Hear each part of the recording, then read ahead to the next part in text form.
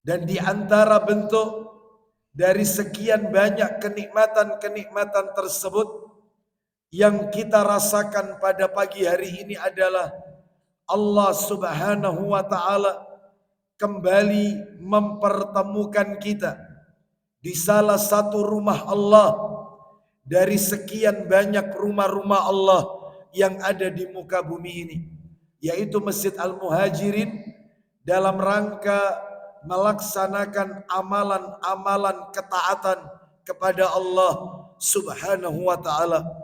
Semoga seluruh rangkaian amal ketaatan yang kita lakukan pada pagi hari ini diawali dengan sholat subuh berjamaah, dilanjutkan dengan thalabul ilmi, dan berakhir dengan melaksanakan salah satu sunnah Nabi, yaitu salat sunnah isyraq. Semoga semuanya tercatat di sisi Allah sebagai amalan yang diterima dan diridhai oleh Allah Subhanahu wa taala. Sebagaimana doa yang Nabi ajarkan kepada kita, yang mana doa itu kita baca setiap selesai sholat subuh dan setiap selesai membaca zikir pagi. Allahumma inni as'aluka ilman nafi'an wa rizqan tayyiban wa amalan mutaqabbalan. Ya Allah, sesungguhnya aku memohon kepadamu ilmu yang bermanfaat, rizki yang baik, dan amal yang diterima. Apalagi kita mengerjakan amalan-amalan soleh pada pagi hari ini bertepatan di bulan yang dimuliakan oleh Allah Azza wa Jalla, yaitu bulan Rajab, salah satu bulan dari 4 bulan yang disucikan, yang dimuliakan oleh Allah Subhanahu wa taala. Dan kita sekarang berada di 1 Rajab 1445 Hijriah. Seluruh amalan soleh dilipat gandakan, dan seluruh dosa maksiat maka dosanya pun dilipat gandakan ancaman hukumannya oleh Allah Azza wa Jalla.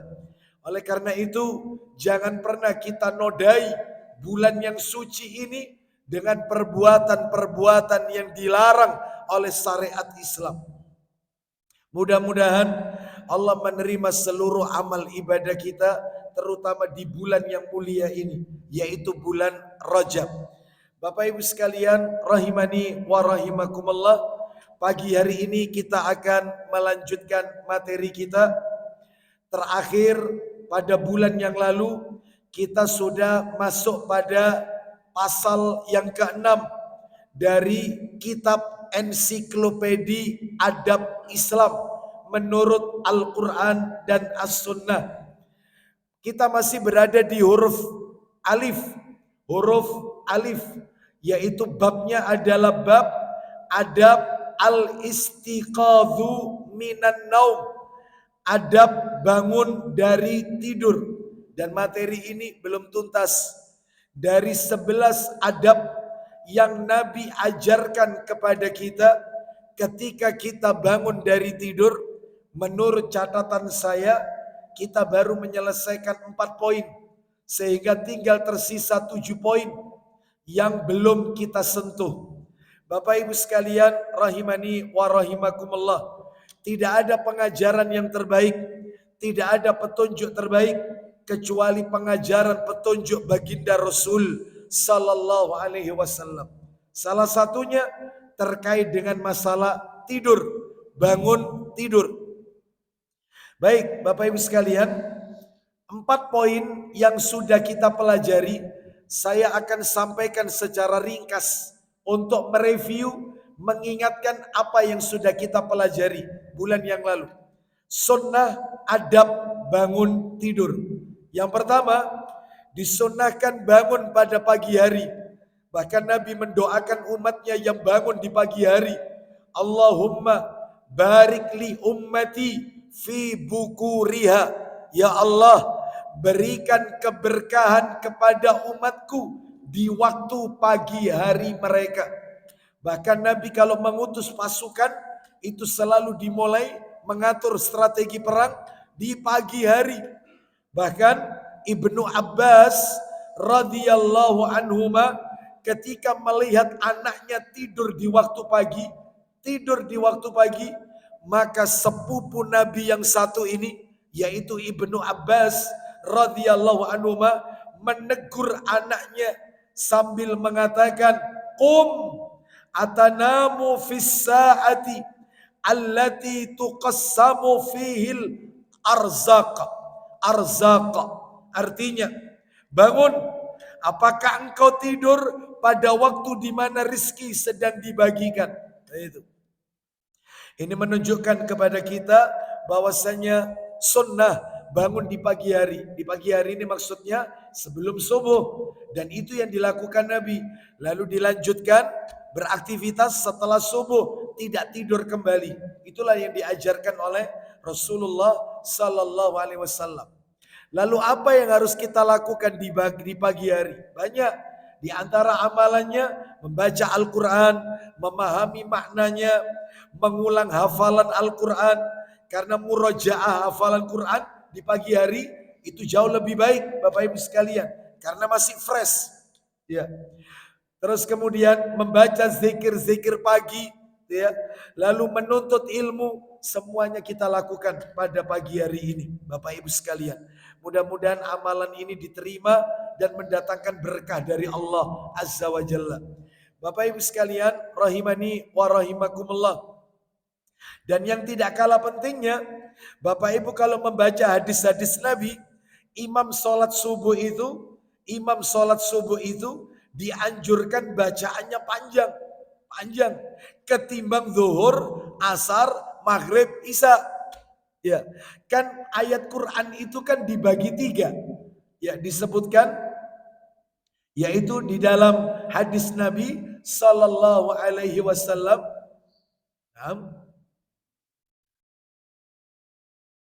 Disebutkan bahwasannya Rasulullah sallallahu alaihi wasallam ketika beliau membaca surat dalam Al-Quran itu dibagi 3. Yang pertama, ada yang disebut Bapak Ibu sekalian yang namanya Tiwalil Mufassal,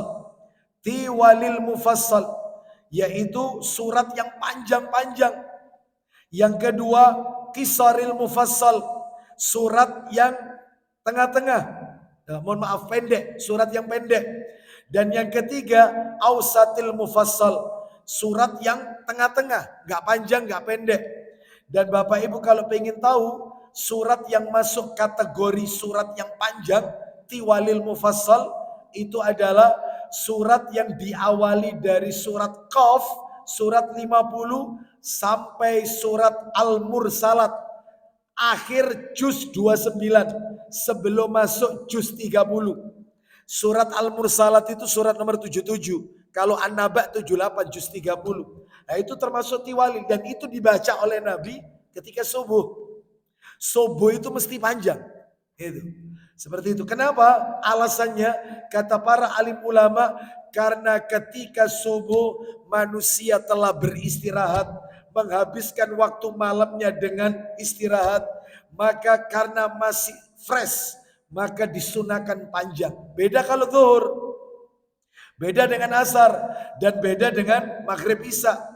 Terus ada surat itu yang masuk kategori Qisaril Mufassal, pendek-pendek. Yang masuk kategori ini adalah mulai dari surat Ad-Duha, surat 93, sampai surat yaitu An-Nas, terakhir 114. Itu Qisaril setelah Ad-Duha. Itu ya, termasuk surat Al-Qadar, Inna Anzalnahu fi Lailah, itu kan surat nomor 97. Termasuk surat-surat yang lain setelahnya itu.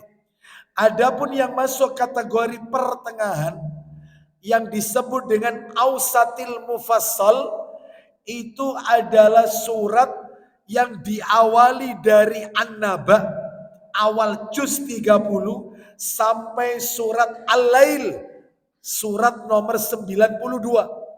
Jadi kalau mau diurut supaya gampang belajarnya, mulai dari yang panjang dulu. Yang panjang itu 50, surat 50 sampai 77. Qaf sampai Mursalat. Yang tengah-tengah An-Naba lanjutannya 78 sampai Al-Lail 92. Lalu yang pendek 93 Ad-Duha sampai An-Nas. Qul a'udzu birabbin nas. Nah itu. Dan ini Bapak Ibu ada dalilnya ini. Disebutkan di dalam hadis riwayat Bukhari, Muslim dan yang lainnya. Baik. Jadi kembali ke materi kita. Maka kita dianjurkan di waktu pagi itu murojaah hafalan, membaca Al-Quran dan seterusnya.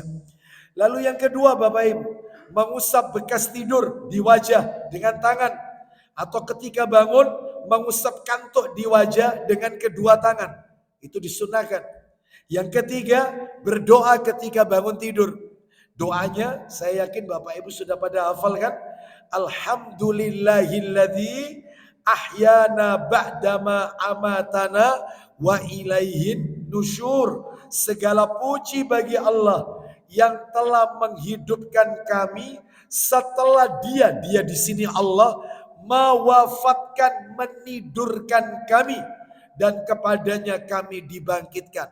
Kenapa kok pakai ada kalimat ba'dama amatana, setelah mewafatkan kami? Karena tidur itu saudaranya kematian.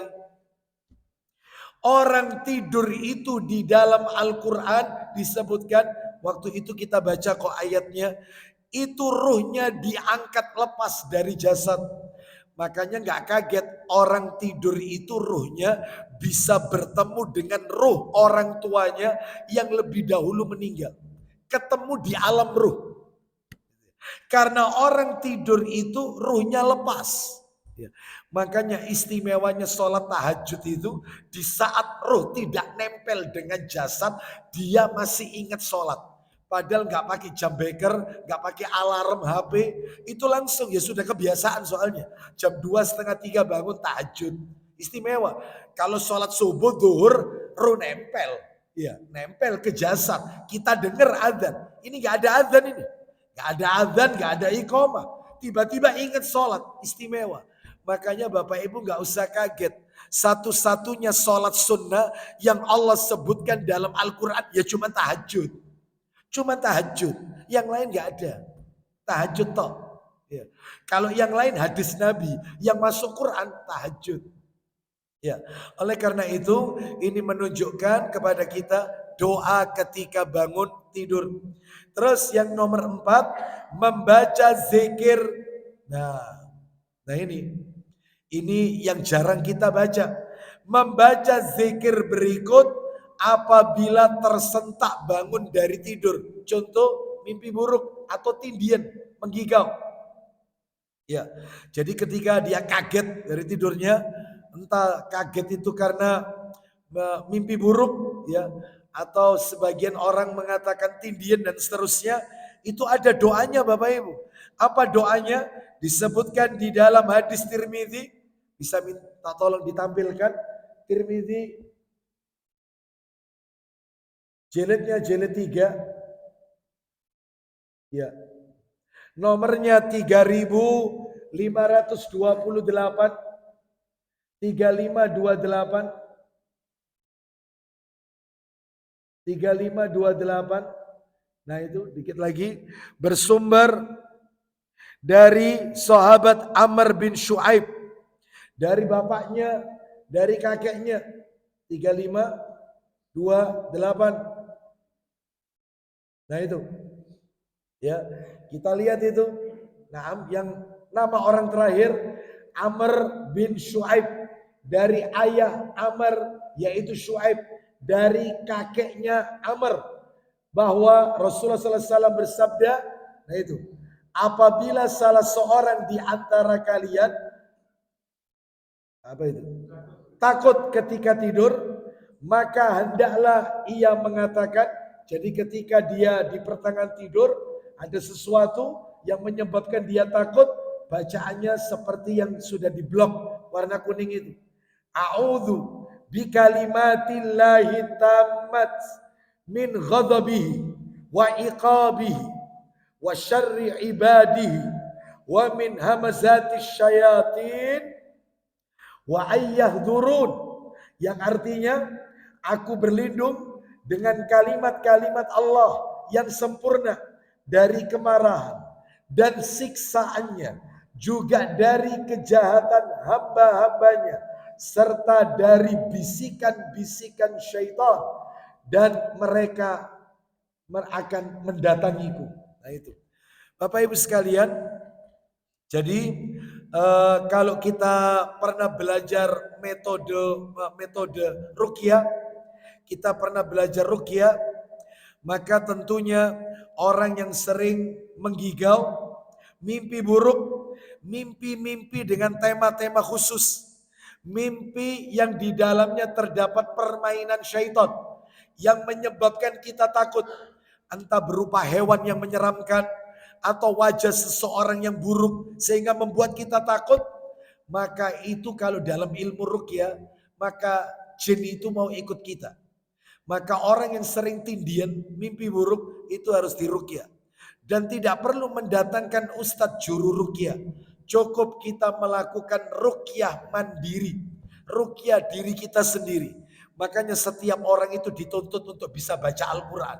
Karena Al-Quran itu asyifa, obat. Jadi tidak perlu mendatangkan ustadz juru ruqyah. Kita sendiri bisa meruqyah diri kita dengan bacaan Al-Quran. Baik, nomor 5 sekarang. Nomor 5. Jadi adab bangun tidur yang nomor 5. Lah ini lanjutannya. Apa itu? Bersiwak. Bersiwak, Bapak Ibu sekalian.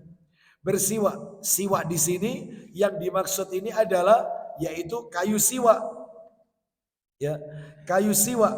Dan Bapak Ibu sekalian, maka siwak ini kata para alim ulama nama untuk dahan atau akar pohon yang digunakan untuk bersiwak. Sehingga kata Ibnu Utsaimin rahimahullah, semua dahan atau akar pohon, perhatikan, semua dahan atau akar pohon apa saja bisa kita gunakan untuk bersiwak asalkan memenuhi 3 syarat.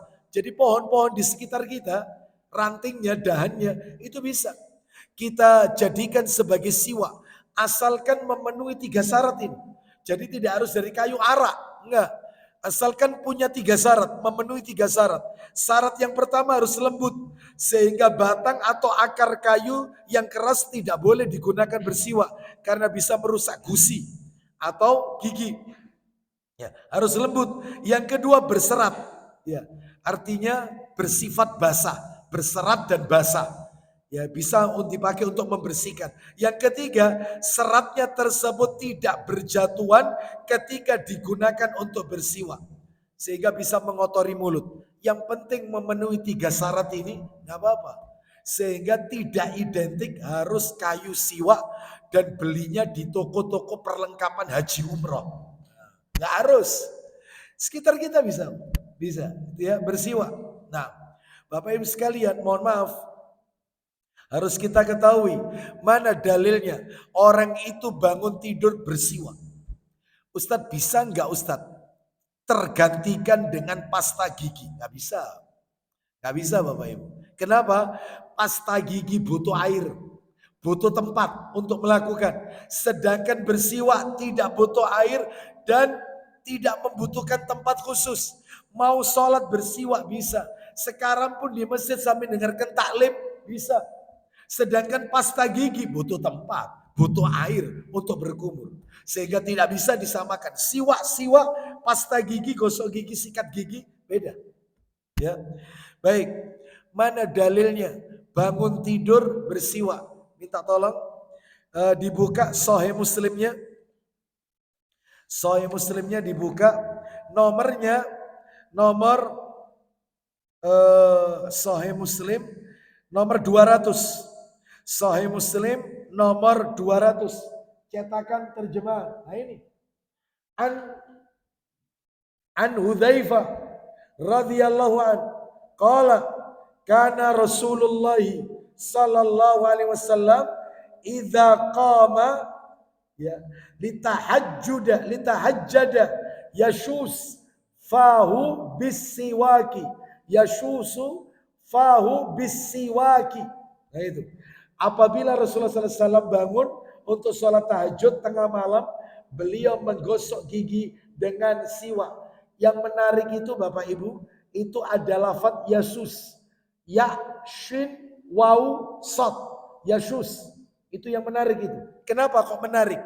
Karena kata Imam An-Nawawi rahimahullah, karena di situ lafaznya adalah yasus. Nah itu, yang di blok itu. Yasus. Itu kata Imam An-Nawawi dalam kitab syarah Sahih Muslim. Jadi tiap kitab itu ada syarahnya. Kalau Bukhari, Fathul Bari. Kalau Muslim, Syarah An-Nawawi. Syarah Muslim An-Nawawi. Kalau Abu Dawud, Aunul Ma'bud. Kalau Tirmidzi, Tuhfatul Ahwadi.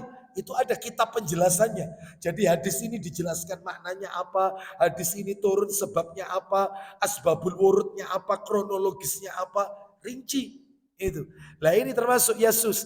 Itu kata Imam An-Nawawi, menggosoknya itu dengan gerakan horizontal, bukan vertikal. Menyamping dulu. Menyamping. Jadi bukan atas bawah vertikal, horizontal.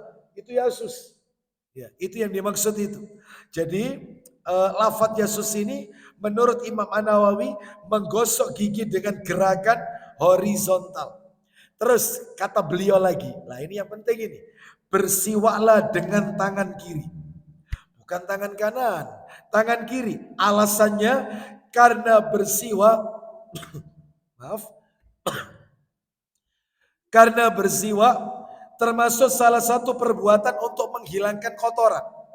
Sebagaimana ketika kita mengeluarkan ingus di hidung, istinsyar, itu tangan kiri, istinsyak tangan kanan, istinsyar tangan kiri.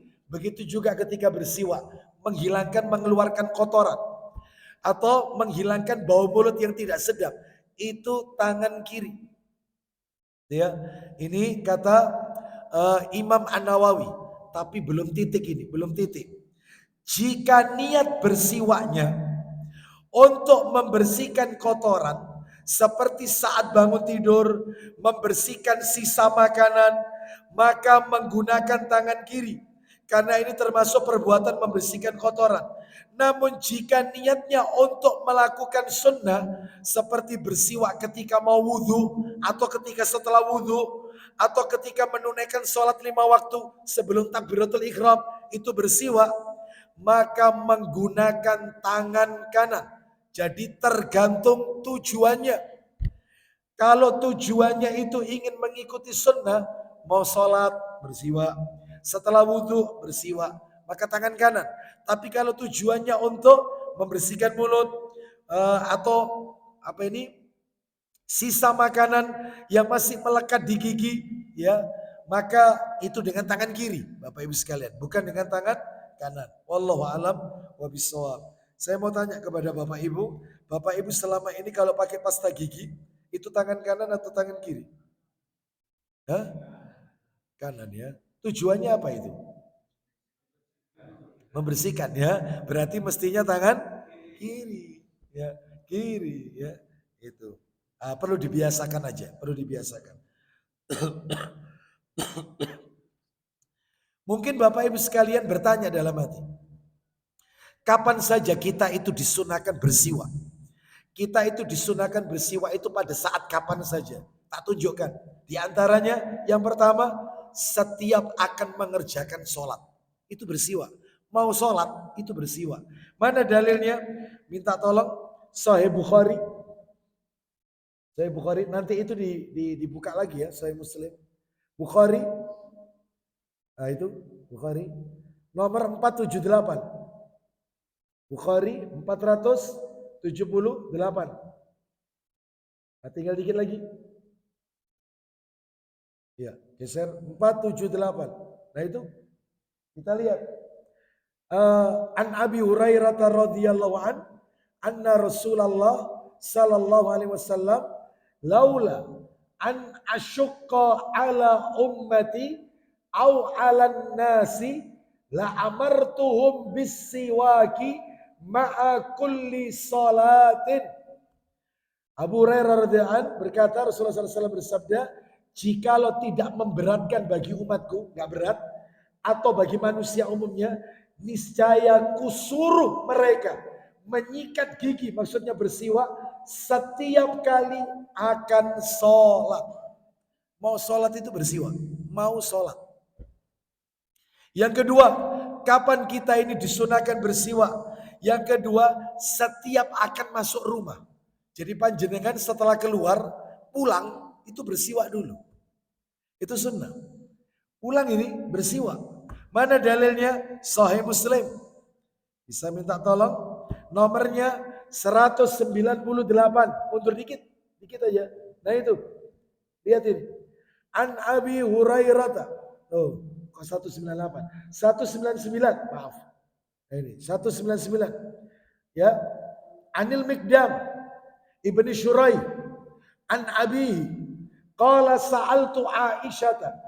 Qultu bi ayyi syai'in kana yabda'u an-nabiyyu sallallahu alaihi wasallam idza dakhala baitahu qalat bis-siwak. Dari Mikdam bin Syurai radhiyallahu anhu, dari bapaknya yaitu Syurai. Katanya dia bertanya kepada Aisyah radhiyallahu anhuma, pekerjaan apakah yang pertama-tama dilakukan Nabi kalau beliau masuk rumah? Aisyah menjawab, pertama-tama beliau siwak, menggosok gigi. Mau masuk rumah bersiwak. Itu yang kedua itu, mau sholat, mau masuk rumah. Yang ketiga, kapan bersiwak? Bangun tidur. Dalilnya tadi sudah kita baca, nggak perlu diulang lagi. Bangun tidur. Yang nomor 4, ketika akan berangkat sholat Jumat. Jadi keluar dari rumah bersiwak, mau Jumatan. Saya mau tanya, saya ngomong kayak gini panjang lebar, saya mau tanya, Bapak Ibu punya siwak di rumah? Ya, ada ya? Ah, ini bagus ya. Sesuai sunnah ini. Kalau bisa takmir menyediakan siwak untuk jamaah, kan gitu ya. Baik. Kalau bisa itu selalu kita bawa siwak ini. Ustadz itu habis dipakai, itu terus gimana Ustadz? Maka kita boleh setelah kita pakai, sudah beberapa kali, 2-3 kali kita potong, lalu kemudian setelah itu kita kupas lagi kulitnya, atau yang sudah tidak pakai dikupas ada. Lalu kita caca, boleh dengan gigi kita mencacanya, kita gosok. Setelah 2-3 kali kita potong lagi, begitu seterusnya. Ya, baik. Mana dalilnya? Setiap akan berangkat menunaikan sholat Jumat. Dalilnya Bukhari lagi, Sahih Bukhari. Yang tadi mundur 474. 474. Nah ini. An Abi Sa'idin Al-Khudri radhiyallahu an qala asyhadu ala Rasulillah sallallahu alaihi wasallam qala al-ghuslu yaumal jum'ati wajibun ala kulli mukhtalimin wa an yastanna wa an yamassa tiban in wajada. Artinya Abu Sa'id radhiyallahu anhu mengatakan bahwa dia menyaksikan Rasulullah SAW bersabda, mandi hari Jumat wajib atas setiap orang dewasa. Mandi Jumat itu wajib, Bapak Ibu. Begitu juga menggosok gigi, memakai harum-haruman kalau memungkinkan. Itu sunnahnya demikian, Bapak Ibu sekalian. Oleh karena itu, maka manfaatnya orang itu kalau pakai siwak, nih tak tunjukkan Bapak Ibu. Manfaatnya, kata Al-Imam Ibnul Qayyim Al-Jauziyah rahimahullah. Silakan Bapak Ibu merujuk kitabnya Ibnul Qayyim. Namanya Tibbun Nabawi. Nah, pengobatan ala Nabi. Silakan dicari bab siwak. Itu ternyata manfaatnya adalah 1, membersihkan gigi. Ya, terutama yaitu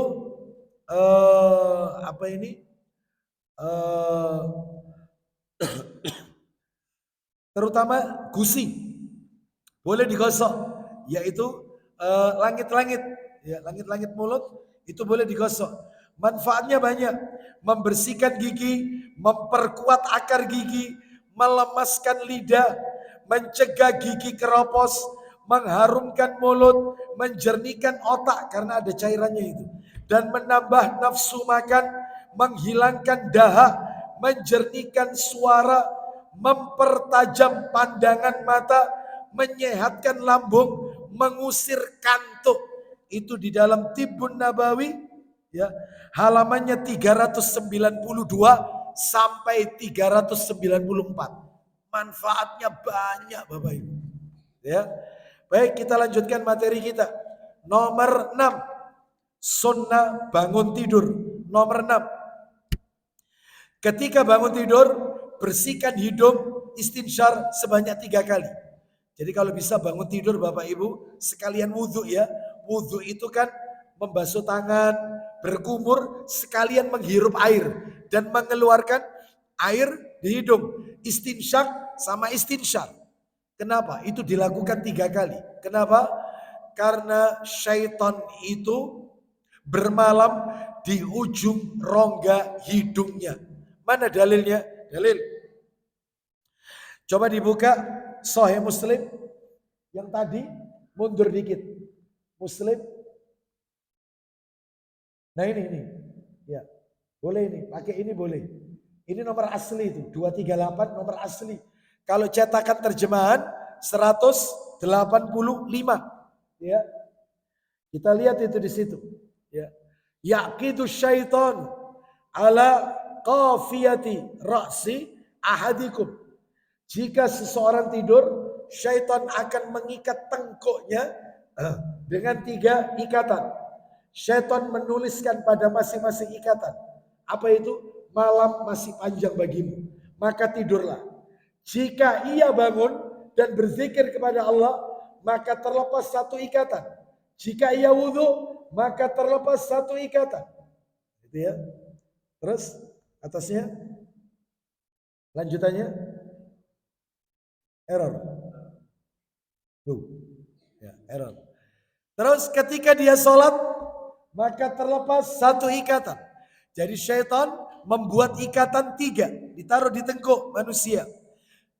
Ikatan itu ada tulisannya. Tidurlah, malammu masih panjang. Jika dia sholat, terlepas semua ikatan. Dan ia akan bangun dalam keadaan penuh gairah jiwa. Jika tidak demikian, ia akan bangun dalam keadaan buruk jiwanya dan malas. Baik, saya minta dalil Sahih Muslim 185. 185 yang dimana syaitan itu tidur hinggap di ujung rongga hidungnya. 185, mundur. Nah ini. An Abi Hurairah radhiyallahu an, anna an-nabiyya sallallahu alaihi wasallam qala idza stayqadha ahadukum min manamihi falyastansir salasa marratin fa inna syaitana yabitu ala khayashimihi. Apabila kamu bangun dari tidur, hendaklah kamu istinsar, membersihkan lubang hidungmu 3 kali, karena setan tidur di dalamnya. Gak usah kita di kaca cari-cari mana setannya, mana, gak usah.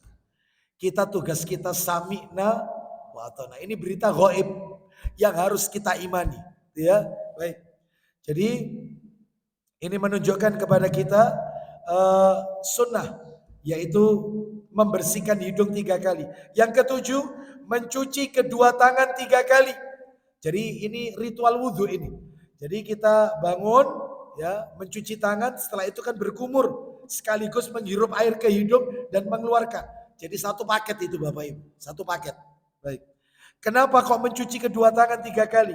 Minta tolong Sahih Muslim nomor 223 dan 224. Terus maju terus. 223. 223. Mundur. 223. Dikit lagi. Ya, mundur dikit. Nah ini. An Abi Hurairah radhiyallahu an, anna Nabiy sallallahu alaihi wasallam qala idza staiqadha ahadukum min naumihi fala yaghmis yadahu fil ina'i. Apabila kamu bangun tidur, jangan mencelupkan tangan ke dalam bejana sebelum dicuci lebih dahulu 3 kali, karena kamu tidak tahu di mana tanganmu itu terletak waktu tidur. Makanya kalau kita ada 1 bak gitu ya, kalau kita kan rata-rata pakai shower ya, ini misalnya ada bak, maka jangan langsung dicelupkan, karena kita tidak tahu tangan kita pada saat tidur posisi tangan ini ngapain aja. Ya, bisa jadi yaitu kita letakkan tangan kita ini di tempat yang najis. Bisa jadi.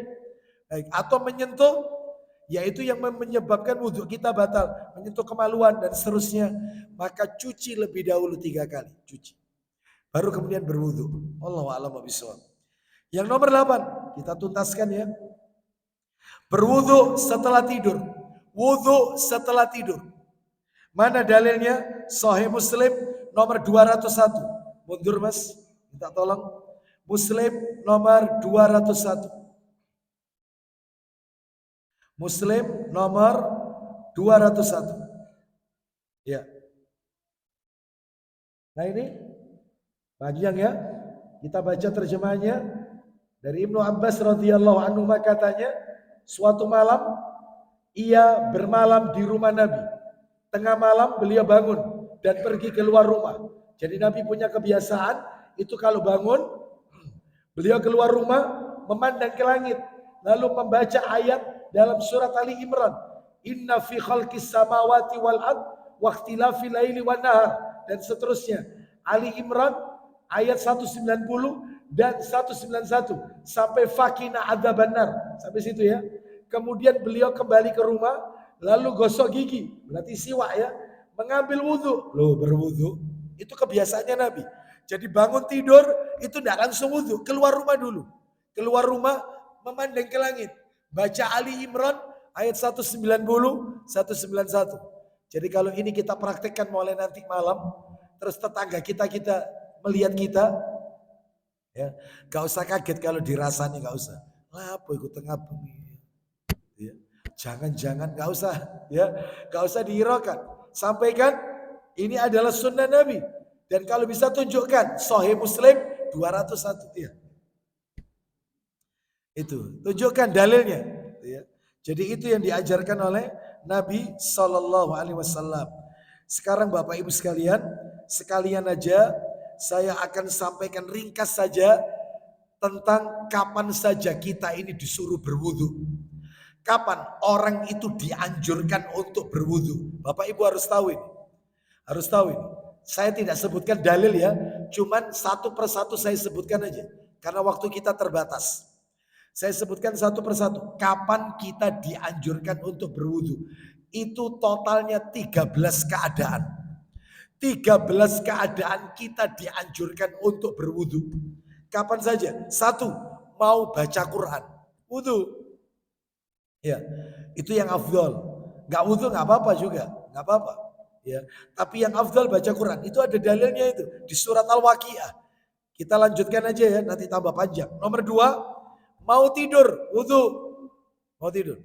Orang kalau mau tidur wudhu, itu kata Nabi ada satu malaikat menyelinap di balik bajunya atau selimutnya. Setiap kali dia bergerak-gerak dalam tidurnya, malaikat ini mendoakan, Allahumma gfirlahu, Allahumma arhamhu. Ya Allah ampuni hambamu ini, rahmati hambamu ini.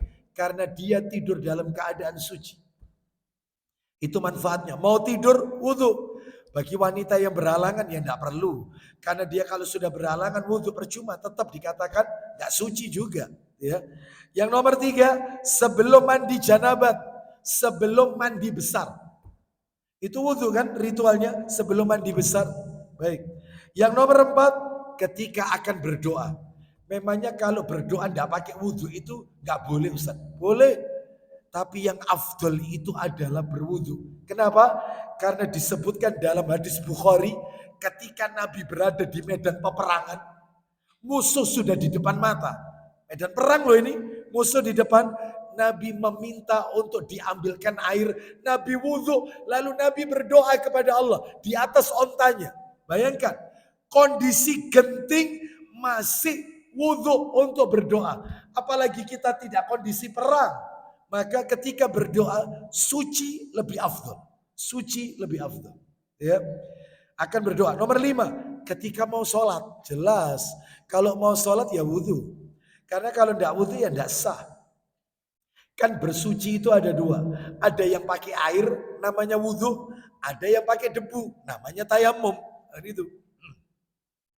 Terus nomor 6, bangun tidur. Tadi dalilnya sudah kita baca. Rasulullah bangun tidur, wudhu. Itu nomor 6. Nomor 7, maaf, setelah jima. Maaf ya, setelah melakukan jima. Itu wudhu, nggak boleh tidur dulu lagi. Coba Mas, minta tolong dibacakan Sahih Muslim, diperlihatkan nomornya 253 dan 254. 253 dan 254. Nah ini. Ini ya. Dari Aisyah radhiyallahu anha katanya, apabila Rasulullah SAW hendak tidur, padahal beliau junub, habis jima ini, habis jima kan junub, Nabi mau tidur, maka beliau wudhu lebih dahulu, seperti wudhu kalau mau sholat. Sesudah itu beliau barulah tidur. Jadi jangan tidur langsung kecuali wudhu dulu. Yang menarik itu 254 ini. Aisyah radhiyallahu anha berkata, apabila Rasulullah SAW sedang dalam keadaan junub, padahal beliau ingin makan atau mau tidur, maka beliau wudhu lebih dahulu, seperti wudhu sholat. Ini kalau dilanjutkan yang 255, coba 255. Ini. Ibnu Umar radhiyallahu anhu katanya, Umar bertanya kepada Rasulullah, ya Rasulullah, bolehkah kami tidur dalam keadaan junub? Kata Nabi, boleh, tapi wudhu lebih dahulu. Jadi jangan menyentuh makanan setelah jima, bahkan minuman sebelum wudhu dulu. Wudhu dulu baru sentuh makanan. Setelah menjima istri, maka ketika dia mau minum atau menyentuh, wudhu dulu. Wudhu baru menyentuh makanan. Atau mau melanjutkan tidur, wudhu dulu. Itu anjurannya, tuntunannya begitu Bapak Ibu. Terus kita lanjutkan yang nomor 8. Nomor 8, kapan disyariatkan wudhu? Ketika ingin mengulangi jima yang kedua kalinya. Mengulangi jima, wudhu dulu. Makanya pentingnya punya istri 2 itu ya kayak begini ini. Ya, Bapak Ibu sekalian. Jadi bisa dipraktekkan. Gitu ya. Hah? Boleh. Tidak apa-apa. Ya, boleh. Bapak Ibu sekalian, rahimani wa rahimakumullah, Nabi pernah dalam semalam menjima 9 kali istrinya. 9 istri maksud saya. 9 istrinya dalam semalam itu mandinya sekali, wudhunya 9 kali.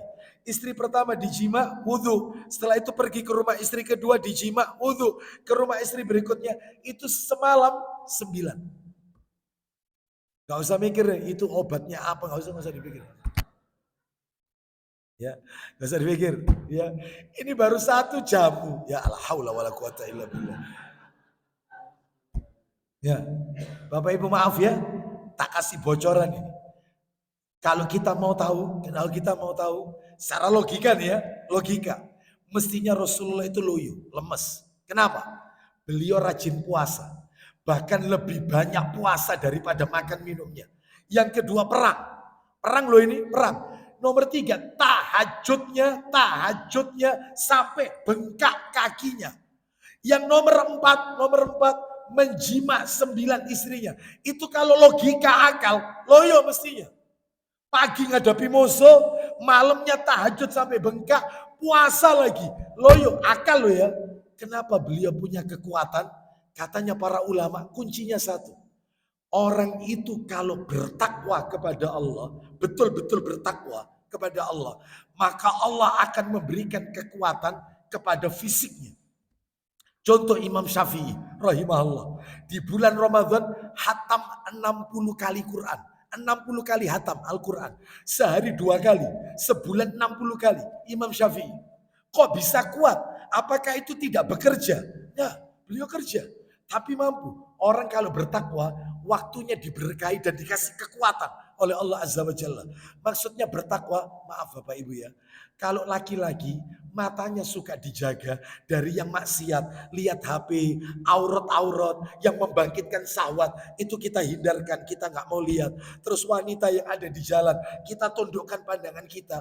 Maka kata para ulama, Allah akan berikan kekuatan kepada dirinya ketika menghadapi istrinya. Tapi kalau suka matanya mengumbar maksiat, dikit-dikit lihat yang bling-bling, terus komen, wih, wow. Matanya tidak pernah ditundukkan, maka Bapak Ibu sekalian, maka dia tidak akan pernah tahan, dia tidak akan pernah kuat untuk yaitu melakukan hal tersebut. Makanya Jadilah orang bertakwa. Maka Allah akan memberikan kekuatan kepada kita. Baik ya, kita lanjutkan. Ya, yang nomor 9. Kapan kita disunahkan wudhu? Ke masjid. Ketika mau ke masjid. Ya. Yang nomor 10, setelah makan daging onta. Makan daging onta. Coba minta tolong Abu Dawudnya dibuka. Nomor 184 Abu Dawud. Ada nggak Abu Dawud? Jilid 1 Abu Dawud. Nah itu. 184. Jauh mundur. Dikit lagi. 184. Ya. Nah ini kita lihat. Nah, dari Al-Barra bin Azib radhiyallahu anhu dia berkata, silakan Mas, minta tolong dibantu terjemahannya. Silakan. Dari Barra bin Azib radhiyallahu anhu dia berkata, Rasulullah sallallahu alaihi wasallam pernah ditanya wudu karena makan daging unta. Terus maka beliau sallallahu alaihi wasallam bersabda, berwudulah karenanya. Makan daging unta. Lanjut. Dan beliau juga ditanya tentang wudu karena makan daging kambing. Apa kata Nabi kalau makan daging kambing? Maka beliau sallallahu alaihi wasallam bersabda, janganlah berwudu lagi. Enggak usah wudu kalau makan daging kambing. Berarti daging onta itu pembatal wudu. Sama seperti kentut, maaf, buang angin. Itu batal wudu kita. Kenapa? Nanti kita lihat. Lanjut. Dan beliau juga ditanya tentang mengerjakan sholat di kandang unta. Apa kata Nabi? Beliau sallallahu alaihi wasallam bersabda, janganlah mengerjakan sholat di tempat itu. Kenapa? Karena itu termasuk tempat syaitan. Jadi sarangnya syaitan. Tempatnya syaitan, kandang onta itu. Lanjut teruskan. Dan beliau juga ditanya tentang mengerjakan sholat di kandang kambing. Terus?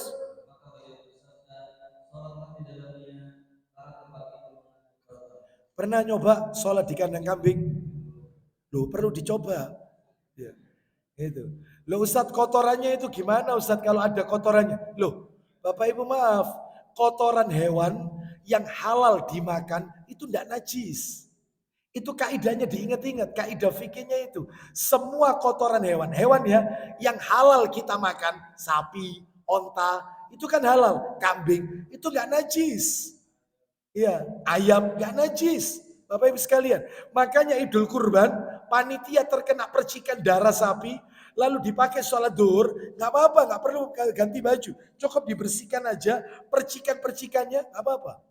Itu. Jadi gak najis. Ya. Yang najis itu kalau hewan itu haram dimakan. Ya itu.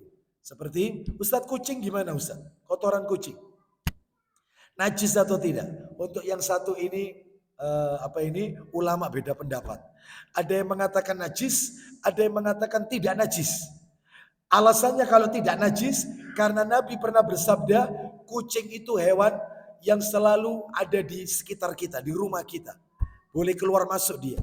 Beda sama anjing. Anjing nggak boleh masuk rumah. Malaikat nggak mau masuk rumah. Kucing tidak. Makanya kotorannya nggak masalah.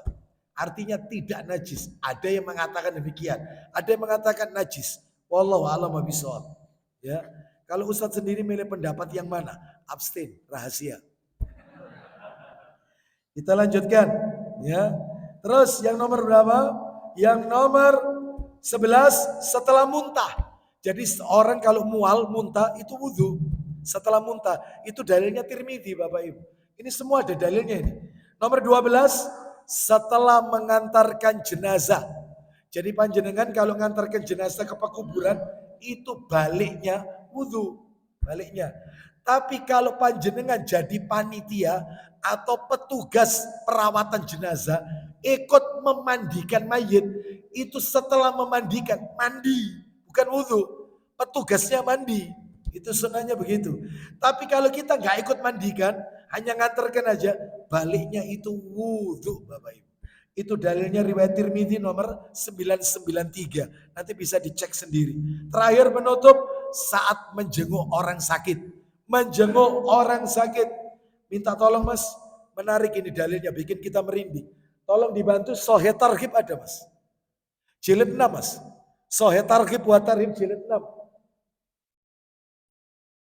Jilid 6. Nah, nomornya 34, 74, 74.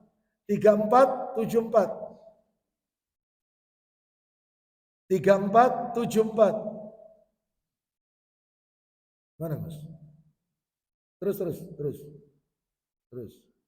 Dikit lagi. 3474 kelewat. Mana Mas? Terus. Nah, kurang dikit. 3474. Dikit lagi. Terus. Nah, 3474. Coba dibaca 3476-nya. Ini keutamaan menjenguk orang sakit. 3476. Dikit lagi lewat dikit. Terus 3476. Nah ini. Ya, dari Ali bin Abi Thalib ya, radhiyallahu anhu, dia mengatakan, aku pernah mendengar Nabi sallallahu alaihi wasallam bersabda, kita baca langsung artinya saja, tidak ada seorang muslim yang menjenguk muslim yang lain waktu pagi, ya, kecuali dia didoakan oleh 70.000 malaikat sampai dia memasuki waktu sore. Jika dia menjenguk sore, maka dia didoakan 70.000 malaikat sampai memasuki waktu pagi. Dan dia memiliki kebun-kebun di surga. Coba bawahnya lagi, terus. Nah ini. Oke, pada waktu sore. Terus. Nah ini. Duduk. Bawah lagi. Ada. Teruskan. Menjenguk orang sakit. Ada kata-kata wudhu pokoknya. Terus lanjut. Oh sebentar. Ada kok, sebentar. 3476 mestinya. Terus apa ini? Kembali lagi.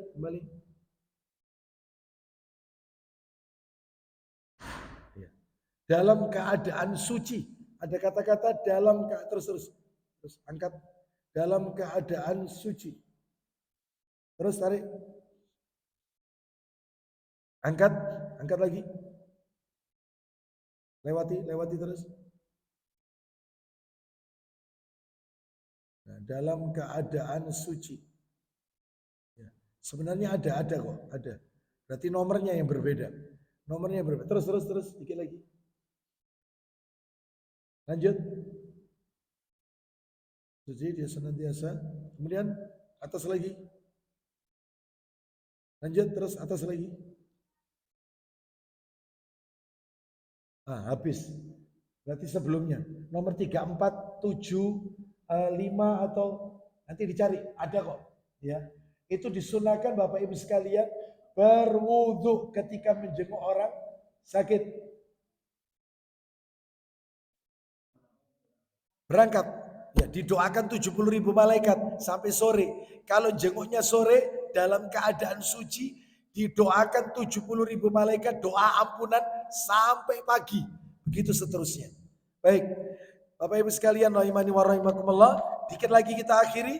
Kita lanjutkan materi kita yang nomor 9, ada bangun tidur. Bangunkan keluarga yang lain untuk tahajud. Bangunkan keluarga untuk sholat malam. Jadi kalau kita bangunkan keluarga kita untuk tahajud. Minta tolong Abu Dawudnya, jilid 1, nomornya 1450. Abu Dawud jilid 1, 1450. Terus, ya, kita dengarkan. Rahimallahu rajulan qama minal laili fasalla. Nah ini. An Abi Hurairah radhiyallahu an qala Rasulullah sallallahu alaihi wasallam, rahimallahu rajulan qama minal laili fasalla wa aiqadha imra'atahu fasallat fa in abat nadhaha fi wajhiha alma. Rahimallahu imra'atan qamat minal laili fasallat wa aiqadhat zawjaha fa in aba nadhahat fi wajhihi alma. Baca artinya. Ayo. Dari Abu Hurairah dia berkata, ya, Rasulullah sallallahu alaihi wasallam bersabda, semoga Allah memberi rahmat kepada seorang laki-laki yang bangun malam untuk salat. Lalu membangunkan istrinya. Kalau istrinya menolak, apabila istrinya itu menolak, Berikutnya, kebalikannya. Semoga Allah memberi rahmat kepada seorang perempuan yang sholat. Terus, lalu membangunkan suaminya. Apabila suaminya nolak, dipercikkan loh ya, bukan disiram ini. Dipercikkan. Mungkin sekalian jengkel istrinya, biar ya. Enggak, ini dipercikkan sampai sholat. Gak apa-apa meskipun cuma witir 1 rakaat, bangun. Bangunkan keluarga kita. Seperti itu yang diajarkan oleh Nabi. Yang menarik lagi berikutnya, 1451. Nah ini. An Abi Sa'idin Al-Khudri radhiyallahu an wa Abi Hurairah radhiyallahu an qala Rasulullah sallallahu alaihi wasallam man istaiqadha minal laili wa aiqadha imra'atahu fa shallaya rak'ataini jami'an kutiba minadz dzakirin Allah katsiran wadz-dzakirat. Silakan, ayo.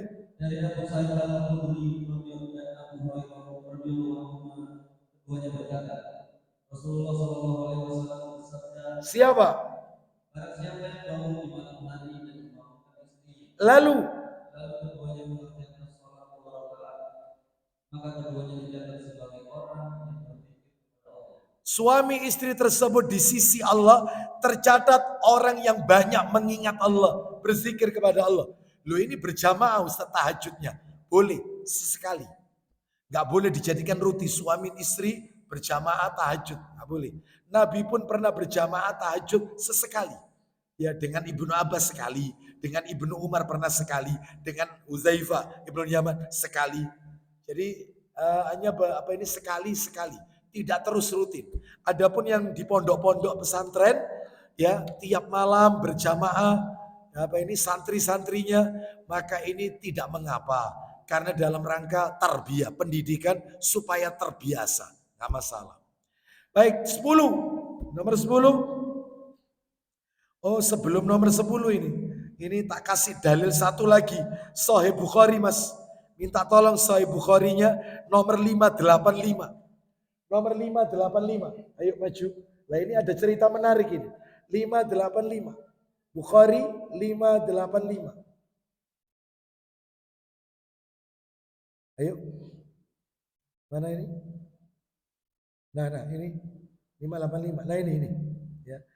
Diceritakan dari Ali bin Abi Thalib bahwa suatu malam Nabi mengetuk pintu rumahnya bersama Fatimah binti Rasulullah SAW. Jadi Ali menantunya Nabi berarti ya. Baik. Sabda beliau. Nah ini katanya Nabi. Ala tusalliyani. Kenapa kalian kok tidak sholat? Apa jawabannya Ali? Ya Rasulullah, diri kami ini di tangan Allah. Apabila dia menghendaki kami bangun, maka kami akan bangun. Mendapat jawaban itu, beliau berpaling tanpa mengucapkan sepatah kata pun kepadaku. Tetapi kemudian aku mendengar beliau memukul pahanya sendiri dan berkata, wakana al-insana aksara, ya kita lihat ini. Wakana al-insanu aksara syai'in jadala. Dan manusia adalah makhluk yang paling banyak membantah. Jadi mertua mengetuk pintu menantunya, pintu kamar menantunya. Diingatkan, apakah kau sudah sholat? Sholat malam ini. Diingatkan. Katanya Ali, mungkin malam ini belum ditakdir. Kalau Allah berkehendak ya kita akan gitu ya. Lalu Rasulullah SAW memukulkan tangannya ke pahanya sambil membaca yaitu wa kanal insanu aksara syai'in jadala. Manusia itu dasar suka membantah. Ya. Bapak Ibu nanti kalau punya mantu ketuk pintu kamarnya. Salat nak? Salat. Sudah pernah dilakukan seperti ini? Belum ya? Karena mertuanya juga ketiduran juga, ya. Baik, wassalam. Kita lanjutkan 10, tinggal satu lagi. Jika ketika tidur mimpi, jangan menceritakan mimpi tersebut kepada orang lain. Jangan diceritakan. Mana dalilnya? Ayo minta tolong Sahih Muslim. Agak jauh nomornya mas. 2109. 2109. Ya, 2109 atau 2110 boleh. 2110 boleh. Enggak apa-apa. Cepat dikit. Nah ini dikit lagi. Nah ini.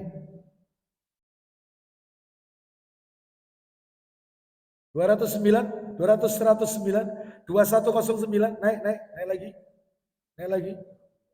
2109, naik lagi dikit. Nah. Error. Hang. Hah? Ya sudah waktunya berakhir soalnya. Ya. Bapak Ibu sekalian, jadi tidak boleh menceritakan mimpi buruk, ya, termasuk nah ini dari Abu Qatadah radhiyallahu an, dari Rasulullah SAW sabdanya, mimpi yang datang dari Allah dan mimpi yang baik datang dari Allah, mimpi buruk dari setan. Maka siapa yang bermimpi yang dibencinya, hendaklah dia meludah ke kiri, kemudian ta'awud, berlindung kepada Allah dari kejahatan setan.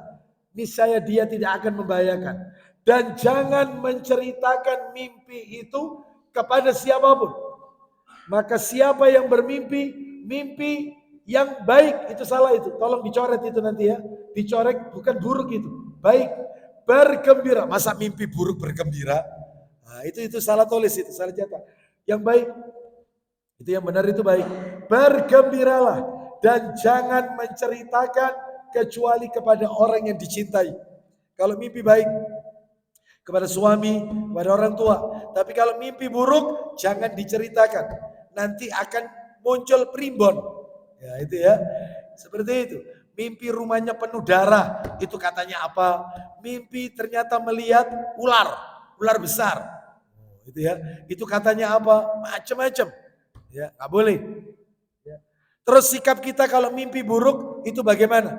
Coba 2110, naik dikit. Nah itu dari Abu Hurairah radhiyallahu anhu, Nabi SAW bersabda, apabila hari kiamat itu ya, apabila salah seorang dari kamu bermimpi dengan mimpi yang tidak disenanginya, maka hendaklah meludah ke kiri 3 kali. Meludah ke kiri 3 kali, ke kiri. Kemudian ta'awud 3 kali. A'udzubillahi minasyaitonirrajim, a'udzubillahi minasyaitonirrajim 3 kali ya. Sesudah itu merubah posisi tidur dari posisinya yang semula. Jadi bukan bantalnya yang dibalik, bukan. Posisi tidurnya dirubah. Nah, itu. Terus apalagi yang kita lakukan? 2111, bawa sendiri Mas. Angkat terus. Nah itu. Mimpi itu ada 3 macam. Tengah-tengah itu. 1, mimpi yang baik dari Allah. Mimpi yang menakutkan, menyedihkan dari setan. Mimpi yang timbul karena ilusi, angan-angan atau hayal seseorang. Maka karena itu, jika kamu bermimpi yang tidak kamu senangi, bangunlah, kemudian sholat. Jangan menceritakan kepada orang lain. Sholat. Jadi ada sholat sunnah setelah mimpi buruk. Itu ada. Itu. Supaya yang kita mimpikan itu tidak terjadi kenyataan menimpa kita. Berlindung kepada Allah setelah sholat. Ada sholat sunnahnya ini. Setelah mimpi buruk. Ya, terakhir menutup, merapikan tempat tidur setelah bangun. Jadi setelah bangun, ya rapikan tempat tidur. Dan ini perkataan pendapat para ulama. Wallahu a'lam wa bishawab. Demikian Bapak Ibu sekalian yang bisa kami sampaikan. Saya jawab yang ada di kertas ini aja ya. Karena waktunya saya sendiri.